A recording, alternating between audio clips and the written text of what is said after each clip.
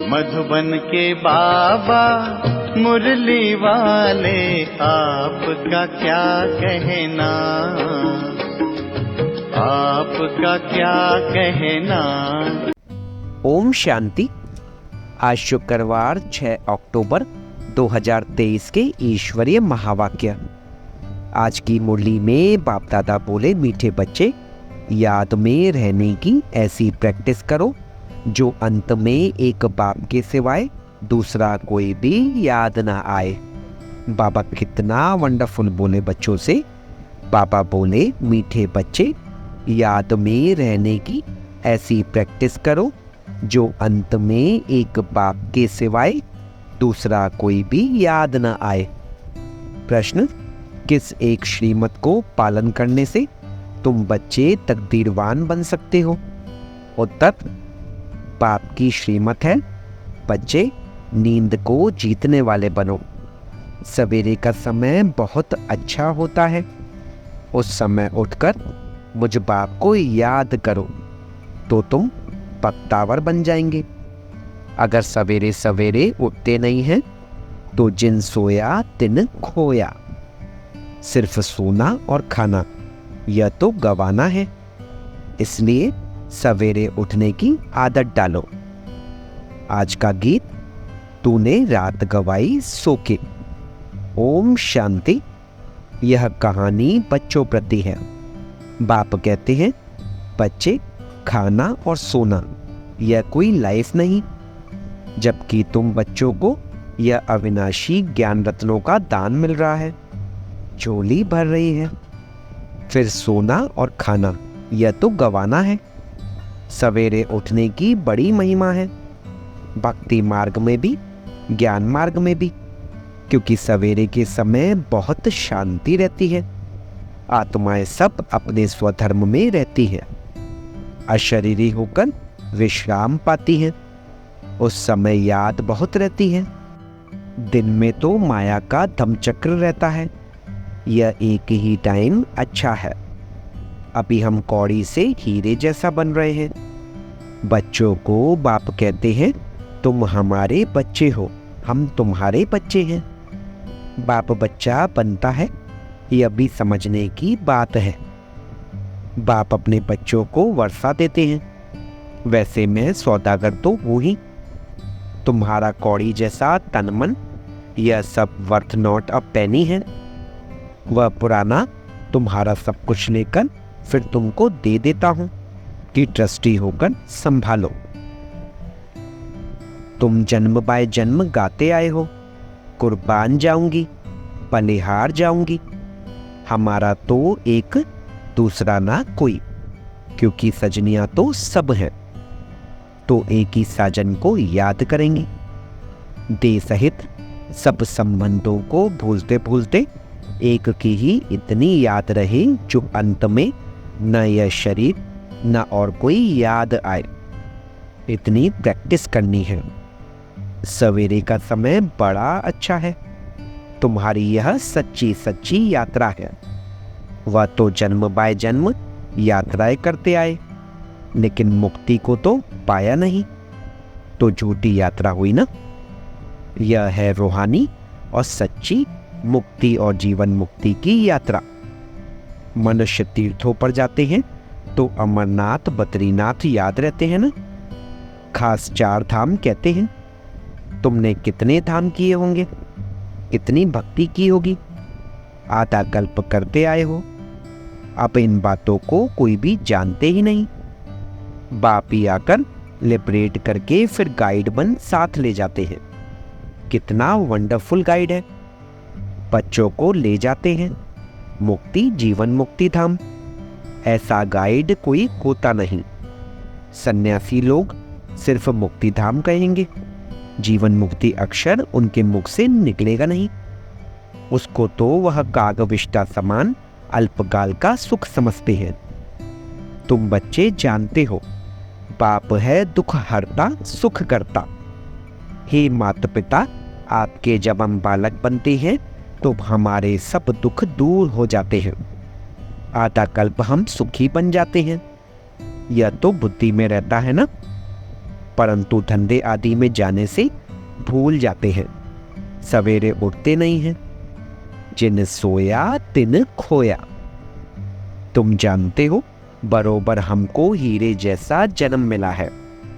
अब भी अगर नींद से सवेरे नहीं उठेंगे तो समझेंगे यह बख्तावर नहीं है। सुबह को उठकर मोस्ट बिलव्ड बाप को, साजन को याद नहीं करते हैं। आधा कल्प से साजन बिछड़ा है और बाप को तुम सारा कल्प भूल जाते हो। फिर भक्ति मार्ग में तुम साजन के रूप में व बाप के रूप में याद करते हो। सजनी साजन को भी याद करती हैं। उनको फिर बाप भी कहा जाता है। अभी बाप सम्मुख है तो उनकी श्रीमत पर चलना पड़े। श्रीमत पर अगर नहीं चलते तो यह गिरे। श्रीमत अर्थात शिव बाबा की मत। ऐसे नहीं, हमको क्या पता किसकी मत मिलती है। समझना चाहिए इनकी मत का भी वह रेस्पॉन्सिबल है। जैसे लौकिक रीति बच्चों का बाप रेस्पॉन्सिबल है, संशोस फादर, यह ब्रह्मातन भी फादर का शो करता है। मुरब्बी बच्चा है। बहुत अच्छे अच्छे बच्चे हैं जो यह नहीं जानते कि हम किसकी मत पर चलते हैं, कौन डायरेक्शन देते हैं। पापा को तो याद नहीं करते, सवेरे उठते नहीं, याद नहीं करते तो विक्रम भी विनाश नहीं होते। पापा बतलाते हैं, इतनी मेहनत करता हूं तो भी कर्म भोग चलता रहता है, क्योंकि एक जन्म की तो बात नहीं है ना, अनेक जन्मों का हिसाब किताब है। डायरेक्शन मिला हुआ है, इस जन्म के भी पाप बतलाने से आधा कट सकता है। यह तो बाप कहते हैं मैं जानता हूं और धर्मराज जानते हैं। पाप बहुत किए हुए हैं। धर्मराज गर्भ जेल में सजा देते आए हैं। अभी तो तुम पुरुषार्थ कर विकर्म विनाश करते हो तो फिर गर्भ महल मिलता है। वहां तो माया होती नहीं जो मनुष्य को पाप करावे और सजा खानी पड़े। आधा कल्प है ईश्वरीय राज्य, आधा कल्प है रावण राज्य। सर्प का मिसाल भी यहाँ का है। सन्यासियों ने कॉपी की है। जैसे भ्रमरी का मिसाल बाबा देते हैं। भ्रमरी कीड़े को अपने घर में ले आती है, तुम भी पतितों को ले आते हो, फिर उनको बैठ शूद्र से ब्राह्मण बनाते हो। तुम्हारा नाम ब्राह्मणी है। यह भ्रमरी का दृष्टांत बहुत अच्छा है। प्रैक्टिकल में आते तो बहुत है, फिर कोई कच्चे रह जाते, कोई सड़ जाते, कोई खत्म हो पड़ते हैं। माया बड़ा तूफान में लाती है। तुम हर एक वास्तव में हनुमान हो। माया कितना भी तूफान लाए, हम बाबा को और स्वर्ग को कभी नहीं भूलेंगे। घड़ी घड़ी बाबा कहते हैं सावधान, मनुष्य तो तीर्थों पर धक्के खाने लिए जाते हैं, यहाँ और तो कहाँ नहीं जाते। एक ही बाप और सुखदाम को याद करते रहना है। तुम तो बरोबर विजय पहनने वाले ही हो। इनको बुद्धि योग बल, ज्ञान बल कहा जाता है। याद करने से बल मिलता है, शक्ति मिलती है, बुद्धि का ताला खुलता है। अगर कोई भी बेकायदे चलन चलते हैं तो उनकी बुद्धि का ताला ही बंद हो जाता है। बाप समझाते भी हैं, अगर तुम ऐसा करेंगे तो ड्रामा अनुसार बुद्धि का ताला बंद हो जाएगा। किसको कह नहीं सकेंगे कि विकार में मत जाओ, अंदर खाता रहेगा। हमने इतने पाप किए हैं। अज्ञान काल में भी खाता है। मरते हैं फिर तौबा तौबा करते हैं, फिर पिछाड़ी में सब पाप सामने आ जाते हैं। गर्भ जेल में गया, फट से सजाएं शुरू हो जाती हैं। पिछाड़ी में याद जरूर आता है। तो अब पाप कहते हैं तुमको तो तौबा तौबा नहीं करनी है, तुम पाप मत करो। जेल बर्ड होते हैं ना, तुम भी जेल बर्ड थे। अभी बाबा गर्भ जेल की सजाओं से छुड़ाते हैं। कहते हैं मुझ बाप को याद करो तो पापों की सजाओं से छूट जाएंगे, तुम पावन बन जाएंगे। अगर फिर गिरे तो बहुत चोट लग जाएगी। अशुद्ध अहंकार है पहले, फिर है काम क्रोध। काम महाशत्रु है, यह तुमको आदि मध्य अंत दुख देते आए हैं। तुम आदि मध्य अंत सुख के लिए पुरुषार्थ करते हो, तो पूरा पुरुषार्थ करना चाहिए। बोलते हैं सवेरे जाग नहीं सकते हैं, तो फिर पद भी ऊंच पा नहीं सकेंगे, दास दासी बनना पड़ेगा। वहां कोई गोबर आदि नहीं उठाना पड़ता, मैं दर्द नहीं होते। अभी भी विलायत में नौकर आदि नहीं रखते हैं, आपे ही सफाई हो जाती है। वहां तो गंदगी होती नहीं, बाकी चंडाल दास दासिया आदि होते हैं। बाप तुम बच्चों को सब राज समझाते हैं, तुम्हारी बुद्धि में सारी राजधानी है। तुम ड्रामा को समझ गए हो, पहले पहले मुख्य इस चक्र को समझाना है। अब ओपनिंग के लिए गवर्नर आदि को बुलाते हैं, तो बच्चों को डायरेक्शन मिलते हैं।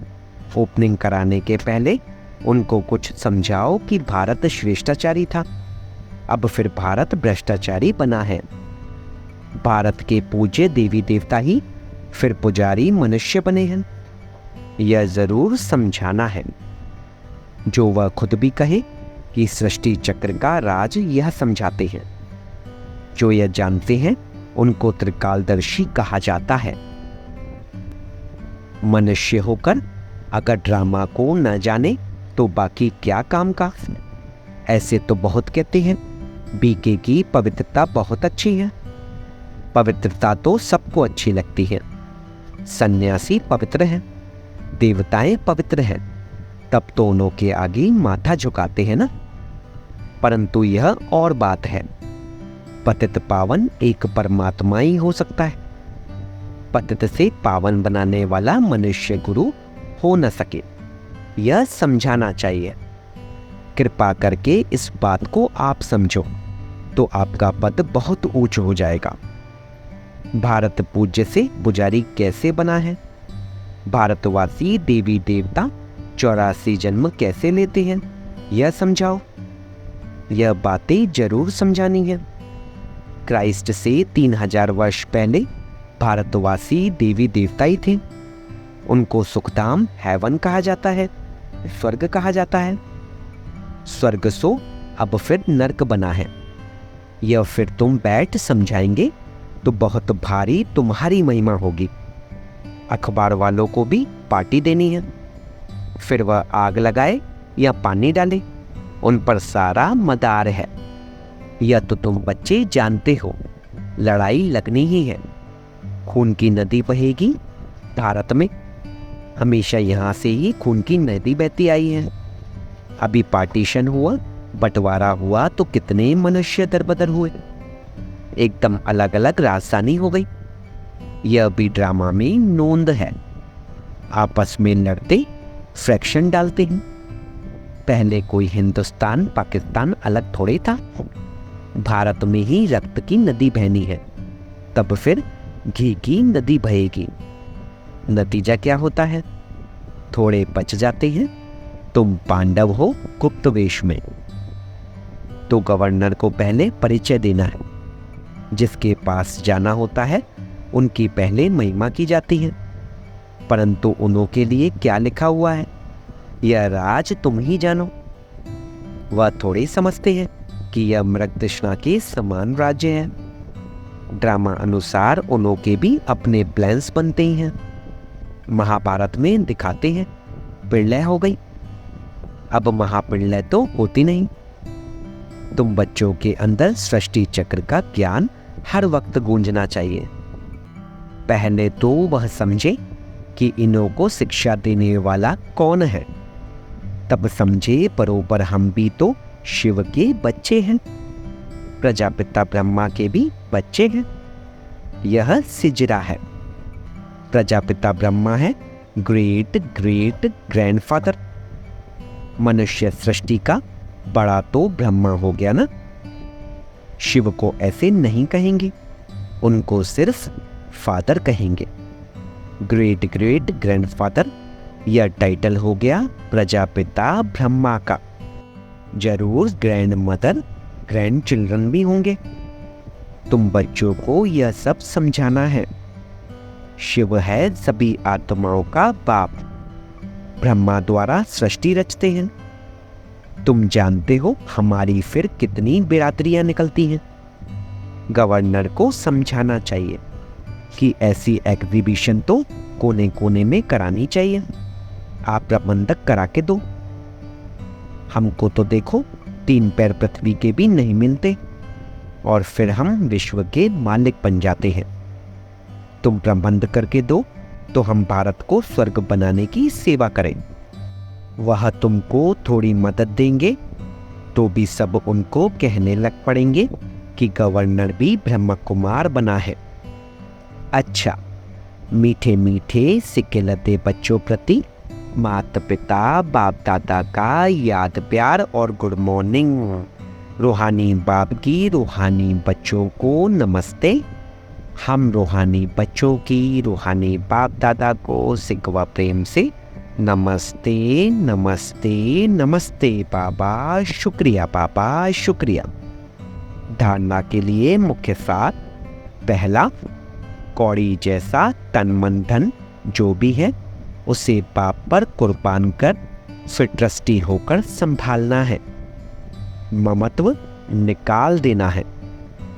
दूसरा, सवेरे सवेरे उठ बाप को प्यार से याद करना है।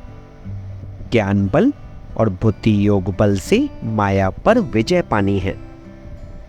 आज का वरदान, सृष्टि द्वारा शक्ति लेने और शक्ति देने वाले महादानी वरदानी मूर्त भव। आगे चलकर जब वाणी द्वारा सेवा करने का समय वह सरकमस्टेंस नहीं होगा, तब वरदानी महादानी दृष्टि द्वारा ही शांति की शक्ति, प्रेम, सुख व आनंद की शक्ति का अनुभव करा सकेंगे। जैसे जड़ मूर्तियों के सामने जाते हैं तो चेहरे द्वारा वाइब्रेशन मिलते हैं, नयनों से दिव्यता की अनुभूति होती है।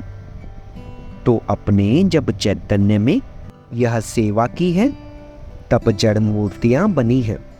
इसलिए दृष्टि द्वारा शक्ति लेने और देने का अभ्यास करो, तब महादानी वरदानी मूर्त बनेंगे। आज का स्लोगन, फीचर्स में सुख शांति और खुशी की झलक हो तो अनेक आत्माओं का फ्यूचर श्रेष्ठ बना सकते हो। फीचर्स में सुख शांति और खुशी की झलक हो तो अनेक आत्माओं का फ्यूचर श्रेष्ठ बना सकते हो। ओम शांति।